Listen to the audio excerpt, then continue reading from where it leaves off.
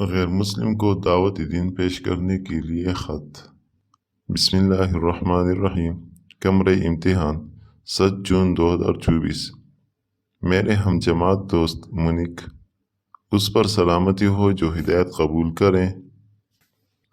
اسلام ایک سچا، کامل اور امن والا دین ہے۔ اسلام ہمیں نیکی کرنے کا حکم دیتا ہے، ہر قسم کفر و شرک اور برائی سے روکتا ہے۔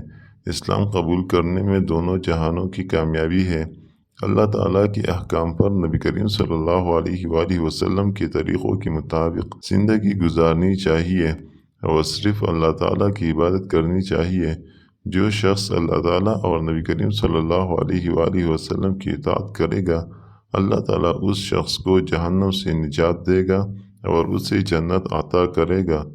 لہذا میں آپ کو خلوصی دل سے دعوت دیتا ہوں کہ آپ اسلام قبول کر کے اپنے آخرت کی زندگی سنواریں۔ والسلام، آپ کا خیر اندیش عبداللہ۔